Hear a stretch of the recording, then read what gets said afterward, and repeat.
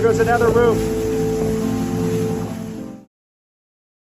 2024's hurricane season has been a rough one, producing some of the most powerful hurricanes to date, leaving destruction in their path, devastating homes, communities, wildlife, and architecture. In this edition of History with Revolver Player, we take a step back from the September 11th disaster and will focus on the 2024 hurricane season. To put it simply, the four most destructive from this season. We'll be discussing the formation, impact, and everything in between. Without further delay, let's dive in.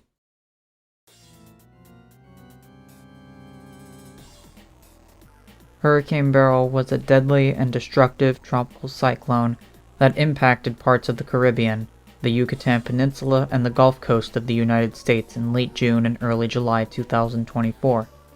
It was the earliest forming Category 5 hurricane on record and the second such storm in the month of July, the other being 2005's Hurricane Emily. The second named storm, first hurricane, first major hurricane, and first of two Category 5 hurricanes of the 2024 Atlantic hurricane season. Beryl developed from a tropical wave that left the coast of Africa on June 25th. After forming on June 28th in the main development region, it began rapidly intensifying as it moved west through the central tropical Atlantic. On July 1st, Beryl made rainfall on the island of Carriacou, Grenada, as a high-end Category 4 hurricane, causing total devastation. The hurricane intensified further as it entered the Caribbean Sea, peaking as a Category 5 hurricane early the next morning, with maximum sustained winds of 165 miles per hour, before slowly weakening over the next few days due to wind shear as it passed south of Jamaica and then the Cayman Islands. It briefly re-intensified into a Category 3 hurricane before weakening again as it made landfall on Tulum, Quintana Roo as a high-end Category 2 hurricane on July 5th. After weakening into a tropical storm over the Yucatan Peninsula, the system moved into the Gulf of Mexico, where it gradually reorganized into a Category 1 hurricane on July 8th, just before making its final landfall near Matagorda, Texas. Beryl slowly weakened over land as it accelerated to the northeast, eventually becoming post-tropical over the state of Arkansas on July 9th and dissipating over Ontario on July 11th.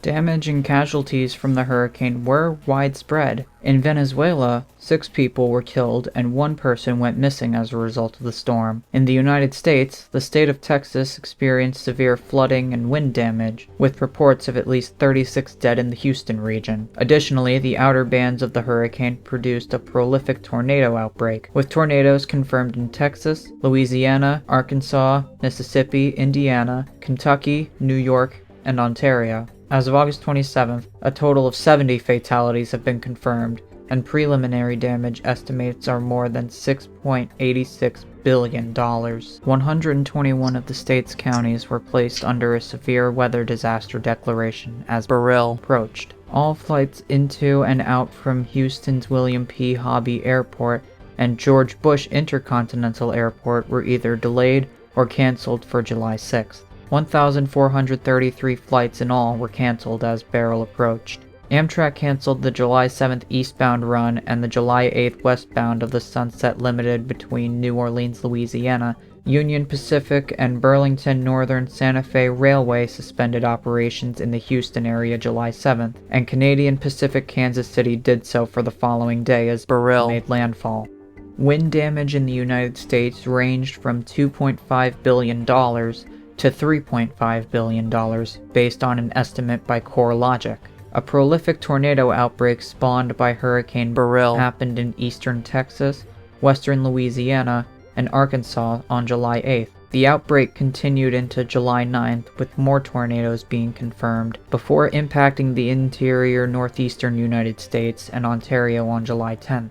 In all, 68 tornadoes were confirmed. Beryl made landfall near Matagorda with the east side of the eye wall impacting Brazoria County. It produced wind gusts over 60 to 70 miles per hour, with a peak gust of 97 miles per hour in Brazoria. As Beryl tracked into Texas, Houston was directly impacted by Beryl's eye wall, more than 2.7 million lost power. In Cameron Parish, Louisiana, portions of Louisiana Highway 27 and Louisiana Highway 82, alongside some roads in Lake Charles, saw debris and heavy rainfall due to Beryl. As the storm traveled inland, it brought severe weather to the northwestern side of the state, with several tornado warnings and power outages. There were 25 confirmed tornadoes in the state, including multiple large and long-track tornadoes. Although it had weakened, wind gusts up to tropical storm force were recorded in the state. The peak recorded gust was 47 miles per hour in Dodge Ridge. A flood watch was in effect in Missouri for the Mississippi and Missouri rivers, and other parts of the state, including near the Lake of the Ozarks.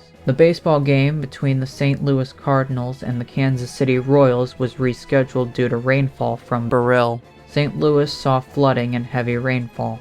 On July 9th, the remnants of Hurricane Beryl spawned a long-tracked supercell that produced 6 tornadoes in western Kentucky and southwestern Indiana. Several tornado watches were issued in addition to flood warnings, watches, and advisories due to heavy rainfall across the Ohio Valley. In Illinois, gusts of up to 40 miles per hour were felt in the central region of the state. The highest gusts were felt at the Coles County Memorial Airport, 45 miles per hour.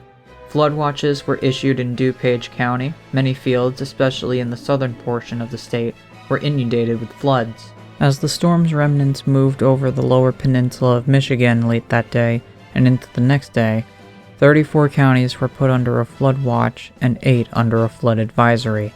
Heavy rainfall in southwest and central Michigan resulted in localized flash flooding, power outages, and minor storm damage. In western New York, 25,000 customers lost power. 7 tornadoes were also confirmed in the state. Towns in northern New Hampshire were severely damaged. Vermont was hit with severe flooding due to Beryl's remnants, wiping away bridges and severely damaging homes. The remnants of Beryl brought torrential rain to southern Ontario on July 10th and into the next morning, causing localized flooding. It also put an end to a persistent heat wave, ending a heat warning for the greater Toronto area. Beryl's remnant moisture pushed through Nova Scotia on July 11th, causing some localized flash flooding and washed out roads. 4 counties in western Nova Scotia were put under a flash flood alert late that day.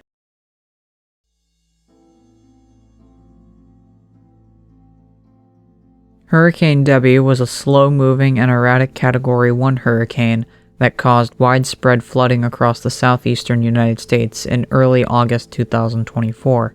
The 4th named storm and 2nd hurricane of the 2024 Atlantic hurricane season. Debby developed from a tropical wave that was first noted by the National Hurricane Center on July 26th.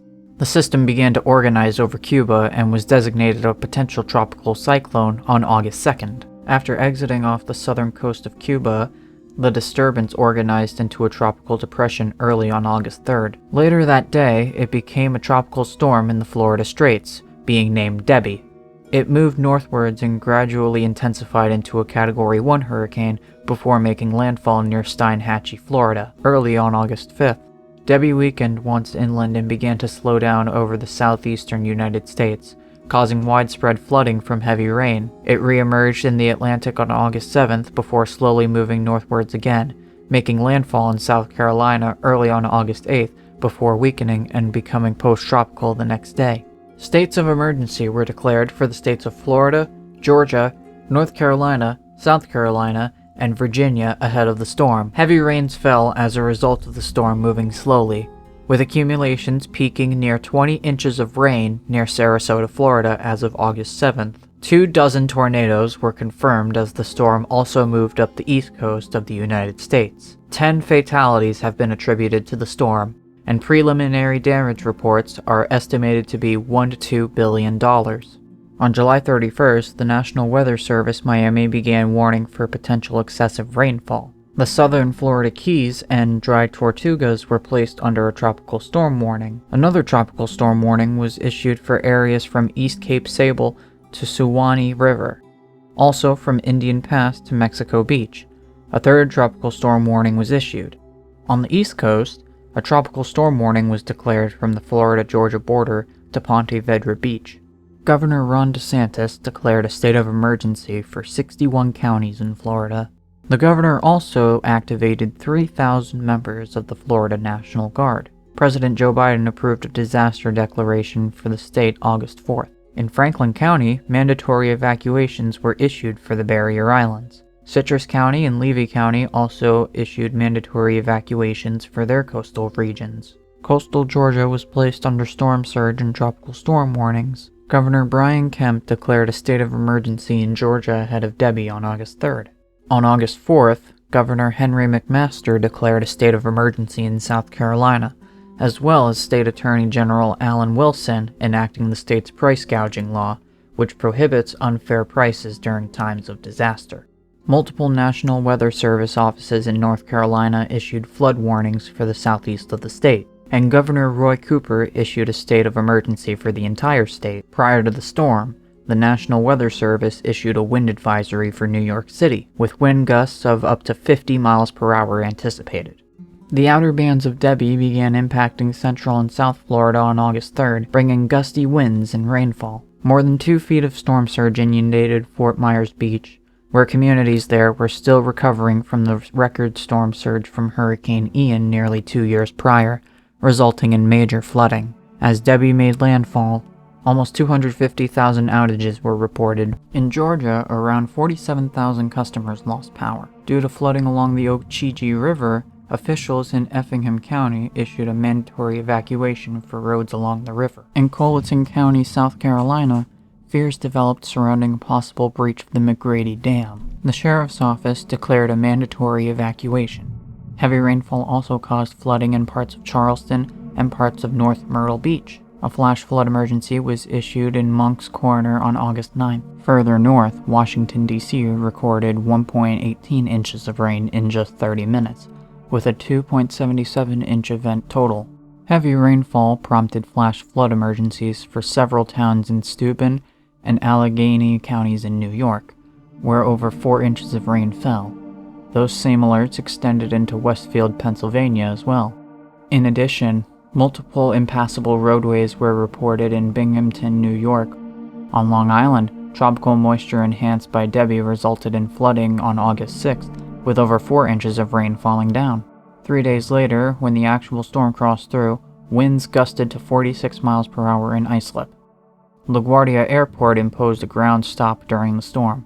Flight cancellations reached 227 at LaGuardia, 174 at Newark Liberty International Airport, and 173 at John F. Kennedy International Airport. Rail service was suspended on portions of Metro North Railroad and on the Morris and Essex lines. As the remnants of Debbie passed through the inner United States on August 10th, portions of the New England coastal region faced dangerous rip currents and swells, with the entire coastlines of Maine, Massachusetts, New Hampshire, and Rhode Island being issued a rip current statement by the National Weather Service. A tornado watch was issued in Litchfield County and Hartford County in Connecticut. Over 9,000 people were left without power in the state. Governor Phil Scott placed a federal emergency declaration in the state prior to the arrival of Debbie's remnants. In Canada, the absolute maximum accumulation was recorded at Lanneray with 8.7 inches of rain. It was the single rainiest day ever measured in Montreal, Quebec, with 6.1 inches of rain falling on the city center on August 9th. Further west, Ottawa International Airport set a daily rainfall record at 1.79 inches, with up to 3.3 inches falling in parts of the city. In September 2024, the Insurance Bureau of Canada declared that Debbie had been the most expensive weather event in the history of Quebec.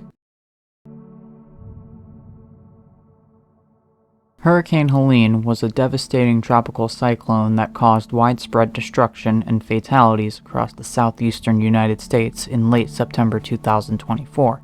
It was the strongest hurricane on record to strike the Big Bend region of Florida, the deadliest Atlantic hurricane since Maria in 2017, and the deadliest to strike the mainland U.S. since Katrina in 2005. Weather conditions led to the cyclone's intensification, and it became a hurricane early on September 25th. More pronounced and rapid intensification ensued as Helene traversed the Gulf of Mexico the following day, reaching Category 4 intensity on the evening of September 26th. Late on September 26th, Helene made landfall at peak intensity in the Big Bend region of Florida, near the city of Perry, with maximum sustained winds of 140 miles per hour or 220 kilometers per hour. Helene weakened as it moved quickly inland before degenerating to a post-tropical cyclone over Tennessee on September 27th. The storm then stalled over the state before dissipating on September 29th. Hurricane warnings were issued for the Big Bend area of Florida, with nearly all of Florida, except the westernmost part of the Florida Panhandle, put under a tropical storm warning. The next day, this was expanded to 61 counties. A college football game between Florida A&M University and Alabama A&M University, which was scheduled for the weekend of September 28th-29th, was postponed until November 29th due to the storm. The SpaceX Crew 9 mission, which would have been launched from the Cape Canaveral Space Force Station on September 26th, was delayed until September 28th due to the storm.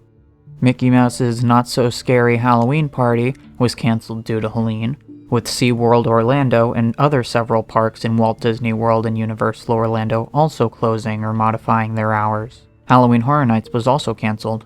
On September 24th, Citrus County issued mandatory evacuations for Zone A, which includes coastal areas in the communities of Crystal River and Homosassa. In Wakulla County, a mandatory evacuation was ordered for all residents and visitors, while in Hernando County, mandatory evacuations were ordered for anyone west of US 19 and all residents in coastal or low-lying areas and those living in manufactured homes. 2 prisons in Wakulla County holding a combined of 2,500 inmates were not evacuated despite the evacuation order issued to residents. Gulf County issued mandatory evacuations for all visitors.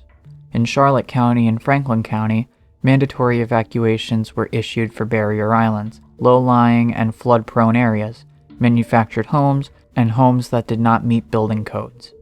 Busch Gardens, Tampa Bay, St. Pete Clearwater International Airport, and Tampa International Airport were closed on September 26th. Further north, Tallahassee International Airport was closed the same day. The coast of Georgia was placed under a tropical storm warning. In contrast, southwestern Georgia was placed under a hurricane warning, which extended as far north into the state as Spalding County.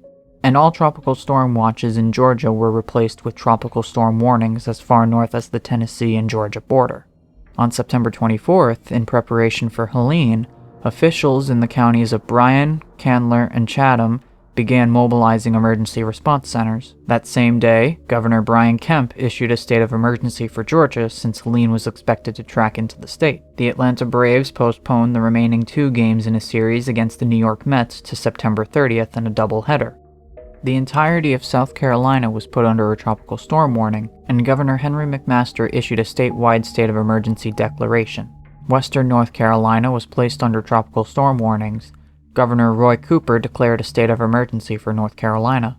There were 171 flight cancellations to and from Hartsfield-Jackson Atlanta International Airport, most of which were from Charlotte Douglas International Airport and Augusta Regional Airport. These cancellations and delays included Delta Airlines, Frontier Airlines, Spirit Airlines, WestJet Airlines, and many others. By the morning of September 26, 2024, thousands in the Tampa Bay area were experiencing power outages. The Central Florida Pipeline, which supplies fuel used for jet planes between Tampa and Orlando, was reported to be damaged as a result of taking on salt water during Helene. The pipeline is the only direct source of new jet fuel to Orlando International Airport.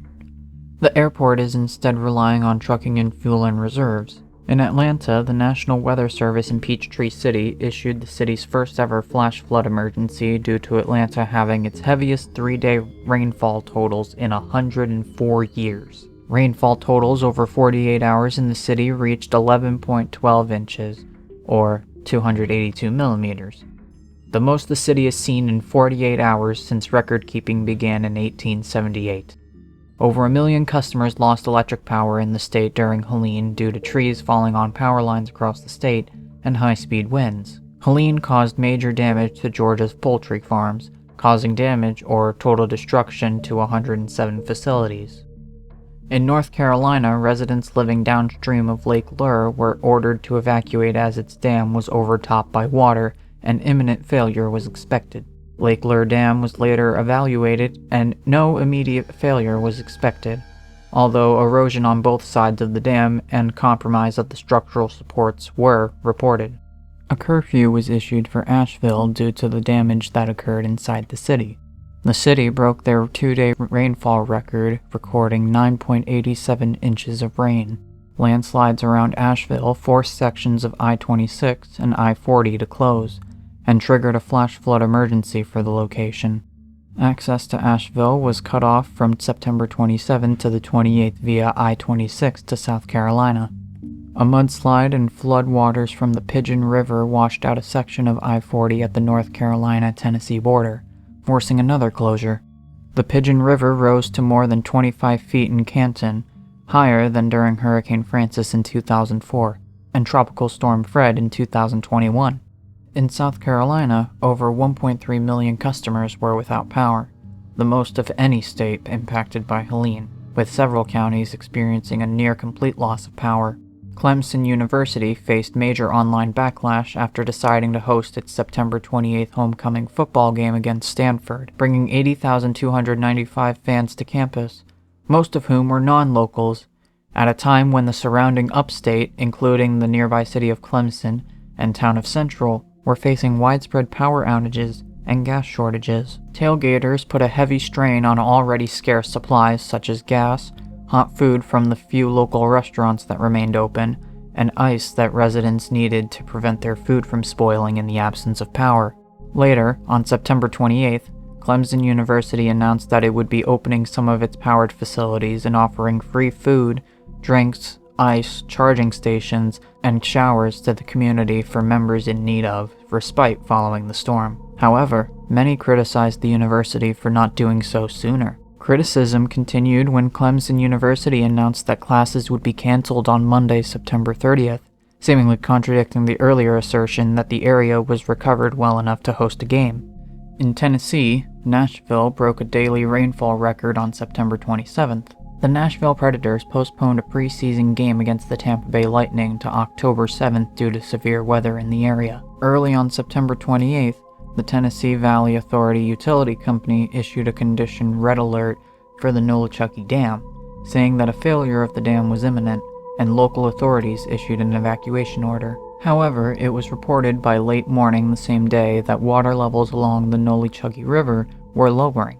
The Tennessee Valley Authority was investigating the dam to figure out the next steps. 12 miles northeast of the Nolichucky Dam, the Kinser Bridge, which is a part of State Road 107, usually 60 feet above the Nolichucky River, collapsed after the floodwaters overran the bridge. A total of 5 state-maintained bridges were destroyed. In Kentucky, a daily rainfall record was broken in Lexington, and over 110,000 customers were without power. In West Virginia, heavy rainfall occurred. Helene's rains have been primarily beneficial, alleviating drought conditions which were in the state since August 2024. In Illinois, Helene's remnants produced heavy rains and high winds, causing several thousand outages. The waves on Lake Michigan were as high as 10 feet. Portions of southern Illinois exceeded 6 inches of rain from the storm, which caused water levels on the Ohio River to jump by 15 feet following the storm. However, the rainfall in this region was largely beneficial due to drought conditions from a lack of rain earlier in the month.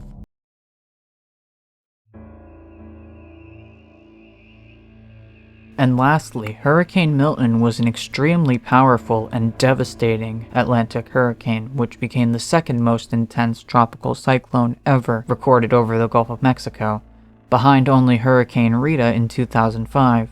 Milton made landfall on the west coast of the U.S. state of Florida less than 2 weeks after the Hurricane Helene devastated the state's Big Bend region. The 13th named storm, 9th hurricane, 4th major hurricane, and 2nd Category 5 hurricane of the 2024 Atlantic hurricane season, Milton was the strongest tropical cyclone worldwide in 2024 so far. Milton was also the strongest hurricane to make landfall in the Tampa Bay area since 1921. Milton formed from a long-track tropical disturbance that originated in the western Caribbean Sea and consolidated in the Bay of Campeche on October 5th. Gradual intensification occurred as it slowly moved eastward, becoming a hurricane early on October 7th. Later that day, Milton underwent explosive intensification and became a Category 5 with winds of up to 180 miles per hour. Milton's statistics would later go on to earn itself the title of the fifth most intense Atlantic hurricane on record. Increasing wind shear caused the hurricane to weaken as it turned northeast towards Florida, falling to Category 3 before making landfall near Siesta Key late on October 9th. Afterwards, Milton rapidly weakened as it moved across the state into the Atlantic Ocean, and became extratropical on October 10th, as it became embedded with a frontal zone. On October 5, 2024, Florida Governor Ron DeSantis declared a state of emergency. He also issued an executive order requiring debris management sites and landfills in counties affected by Hurricane Helene to remain open around the clock to help remove debris before Milton made landfall. 2 days later, hurricane and tropical storm warnings were declared for the Florida West Coast. Nearly 15 million people across Florida were under flood watches, and President Joe Biden approved an emergency declaration for the state. Governor Ron DeSantis suspended tolls on many roads in western Florida, including Florida's Turnpike. Many airports throughout the state, particularly in central and southwest Florida, temporarily closed during the storm, including Tampa International Airport, Sarasota Bradenton International Airport, St. Pete Clearwater International Airport, Palm Beach International Airport, and Orlando International Airport. Several cruise lines had their schedule affected due to the storm. The October 7th launch of Hera occurred as planned, but the launch of the Europa Clipper spacecraft was delayed. SpaceX Crew 8's return was postponed to October 13th. Several attractions were to close at Walt Disney World, with the whole park eventually closing. Legoland Florida closed as well as Busch Gardens Tampa Bay closing for 3 days. An estimated 6 million Floridians were ordered to evacuate, marking one of the largest evacuation orders since Hurricane Irma in 2017. The evacuation orders were primarily situated in Hillsborough and surrounding counties. Volusia and Marion counties also issued evacuation orders for homes at risk. Zoos, such as the Florida Aquarium, the Palm Beach Zoo, and the Zoo Tampa, activated their emergency plans and moved animals into higher ground locations or secure areas such as bathrooms. A few of the workers planned on staying at the zoos to continue to monitor the animals, feed them, and provide care if needed. Gas station shortages occurred across the state, with 16.5% out by the afternoon of October 8th, including 43% in the Tampa Bay area, according to Gas Buddy. Governor DeSantis said fuel replenishment efforts were underway and said there was not a fuel shortage. The American Automobile Association advised Floridians to take only what you need and to avoid letting one's gas tank get too low before looking for a place to fill up. President Joe Biden postponed a planned trip from October 10th to 15th to Angola and Germany in order to oversee preparations and the response and urged those living in areas at risk to evacuate, saying that it was a matter of life and death.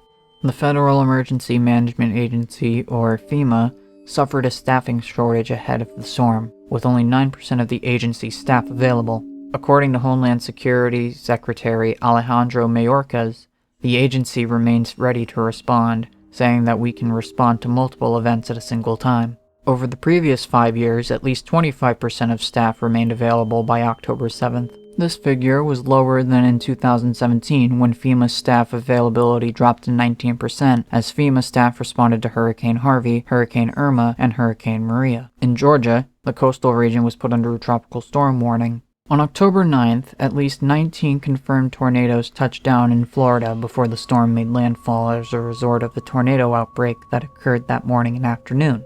The National Weather Service in Tampa Bay also set a record high of 29 tornado warnings in one day, beating the previous record of 23 held by both Tropical Storm Debbie of 2012 and Tropical Storm Andrea of 2013. In total, a record of 126 tornado warnings have been issued throughout the state, and the second most of any state in one day, only behind Alabama on April 27, 2011, at the height of the 2011 super outbreak. Key West saw a large decline in commercial activity as a result of Milton and the closure of the Port of Key West. Tropicana Field, which had been set up to house first responders, lost a large part of its fiberglass roof as a result of wind gusts. The Tampa Bay Times building was severely damaged by a construction crane from a nearby skyscraper collapsing into it. Sarasota Bradenton International Airport lost the entire roof of Concourse B, which housed the airport's Transportation Security Administration screening checkpoint and all 13 aircraft loading gate hold rooms. Across the state, about 125 homes were destroyed before Milton made landfall, and more than 3 million homes and buildings were left without power. A storm surge of 5 to 10 feet was recorded from Naples to Siesta Key, including Charlotte Harbor. Naples saw a storm surge of 5.75 feet. Well, this was by far perhaps the longest amount of work I've ever put into a video. I apologize for Milton's section ending a little abruptly, or maybe just not as informational as the others. And for what it's worth, I'm glad this much thought and effort went into this. I hope you all have enjoyed this, as it took weeks of research, writing, recording, and editing. If you'd like more like this, I have a playlist just for historical things, so if you'd check that out, that'd be greatly appreciated. If you want more, let me know in the comments. Thank you all so much for watching, and I will see you guys in the next one.